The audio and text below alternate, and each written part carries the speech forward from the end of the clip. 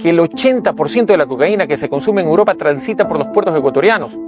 En mi calidad de alcalde de Guayaquil, no puedo callar. Lo que se vive en Ecuador es dramático, pero todavía puede alcanzar niveles mucho más terroríficos. Hay cosas que los gobiernos de Estados Unidos y de Europa deben saber, que los ecuatorianos deben conocer. No solo sale cocaína, llegan precursores de fentanilo en igual proporción al país, lo que terminará provocando que ciudades enteras se conviertan en escenarios de zombies en el arco de muy poco tiempo.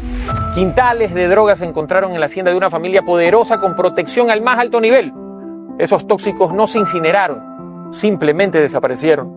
Hubo un operativo y se produjeron capturas. Todo está en el expediente.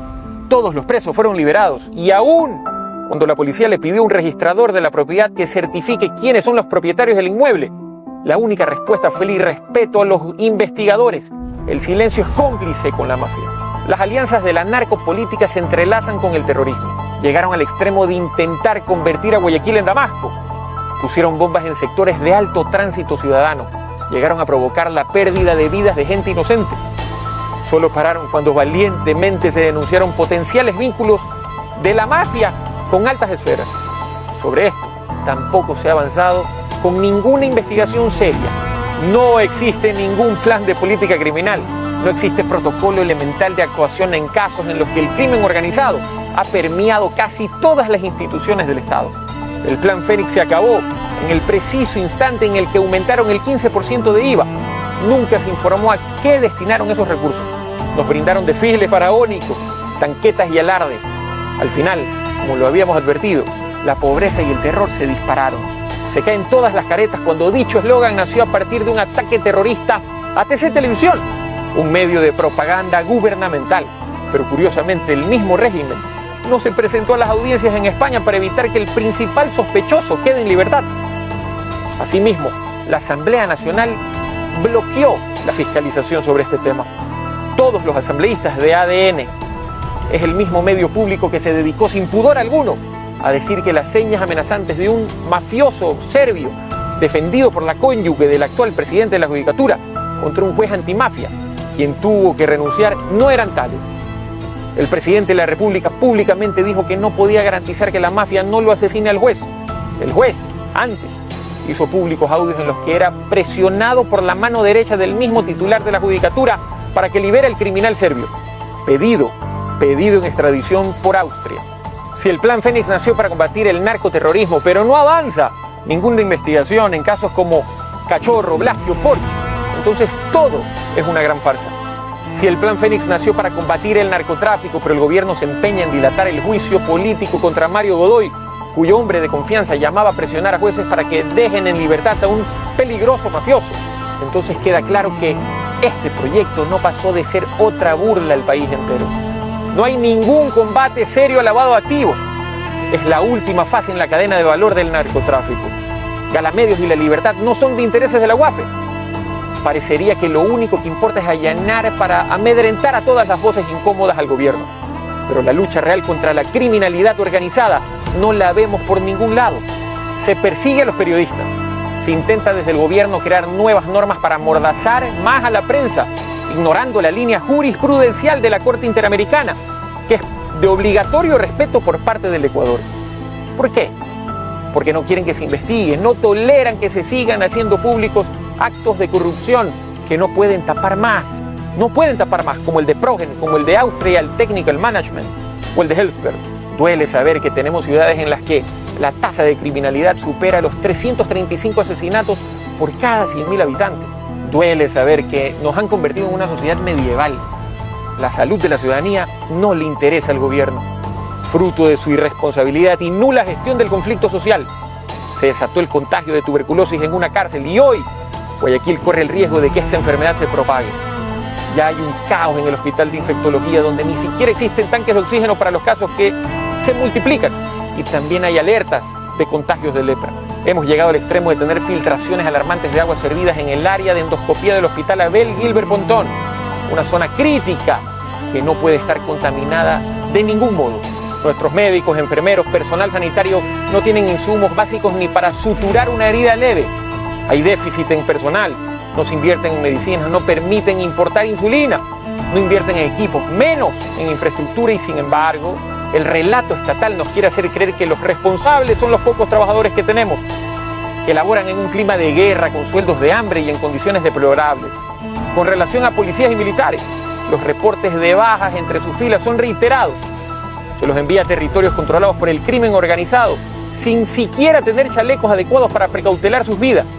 Todo es un chiste para el poder, todo es dolor para los más débiles. Desde su primera campaña, el presidente Noboa prometió acabar con la crisis energética en el país.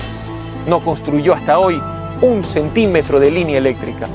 No hay inversión en el parque termoeléctrico nacional. Lo que sí tenemos son saqueos monumentales de fondos públicos sin ningún funcionario preso por actos que constituyen robarle al país entero. ¿Quiénes pagan las consecuencias de esto? Ustedes, sus hijos. Con excusas, con propaganda, con gritos. Nadie revive a sus muertos. En el 2025, más allá de las promesas vacías y cínicas, nos convertimos en el ejemplo a no seguir por el resto de sociedades. Las violencias desbordadas, más de 10.000 asesinatos, se triplicaron los abusos sexuales y el consumo de estupefacientes y drogas de diseño en nuestros jóvenes. Se disparó a niveles que van de la mano con un Estado que abandonó totalmente su rol de gestión del conflicto social. En medio de todo esto, le digo al mundo que Guayaquil se niega a arrodillarse ante los barcos bananeros del narco. Guayaquil se niega a desaparecer. Por eso, nuestro plan de política criminal nos dice bien clarito que en todos los puntos donde construimos una estación de acción segura, los niveles de criminalidad molecular, los delitos de oportunidad descendieron más del 70%, que hemos inaugurado por primera vez un proyecto digno para personas que merecen una vida. Abrimos por primera vez la unidad de víctimas especiales y, entre otras cosas, se logró que la Corte Constitucional anule un fallo que beneficiaba a los violadores en manada de una joven. Defendemos diariamente y de modo gratuito e integral a decenas de seres humanos afectados por violencias inenarrables.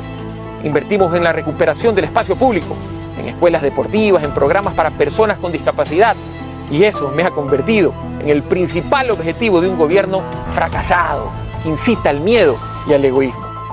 Quiero decirle al país y a los pueblos hermanos que hoy ven cómo sus niños y jóvenes se intoxican y destruyen sus vidas con droga que sale desde barcos bananeros ecuatorianos, que tenemos un poder judicial corroído hasta el fondo por el virus de la mafia, que ese mismo poder judicial cayó, por supuesto, en la gravísima denuncia por el caso Petronovoa.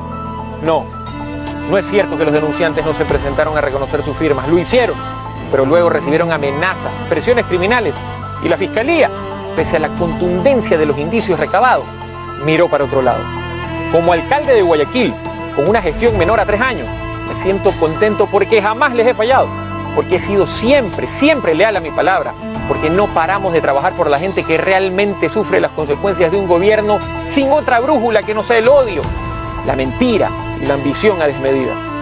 Este fin de semana volveré a estar en Quito en una audiencia por un caso circense, en el que lo único que hace el gobierno del señor Noboa es atacarme con tristes y penosos alaridos, con cientos de personajes anónimos pagados con fondos públicos, con un linchamiento mediático burdo promovido desde el mismísimo Estado, por un supuesto delito que en una sociedad mínimamente justa debería tener a su hermano en el banquillo de los acusados y de ninguna manera a alguien a quien él, en sus delirios, ve como una amenaza a su desastroso régimen. Yo soy culpable de creer en lo que creo. Sostengo que el país necesita un plan de política sanitaria, un plan de política ambiental.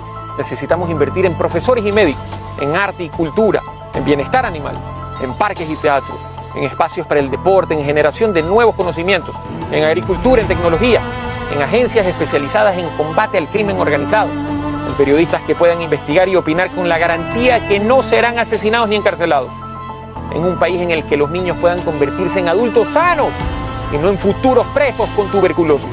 Iré a una audiencia porque para el gobierno de Daniel Noboa soy culpable de ser una amenaza para su reino del terror, para su patética gestión. El país necesita urgentemente unidad. Es el momento de que la ciudadanía reflexione sobre si perseguirme por hacer obras que el gobierno no hace va a cambiar la inseguridad y los secuestros, el desempleo o la crisis hospitalaria. Yo no puedo rendirme, soy hijo de una ciudad que nunca le tuvo miedo a piratas ni a degenerados de baja ralea.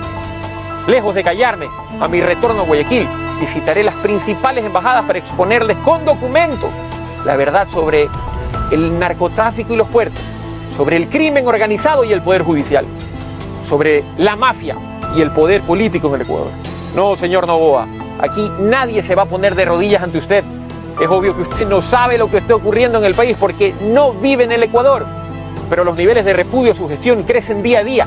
El análisis de los comités barriales, sindicales, estudiantiles, feministas, ambientalistas a sus promesas incumplidas se intensifica. Yo no puedo callarme porque Guayaquil me eligió para defenderla, para ser valiente, y voy a morir de viejo, siendo digno hijo de un pueblo que no conoce la palabra rendirse. Sigamos resistiendo. Esta nube de tragedias y este gobierno patético no serán eternos.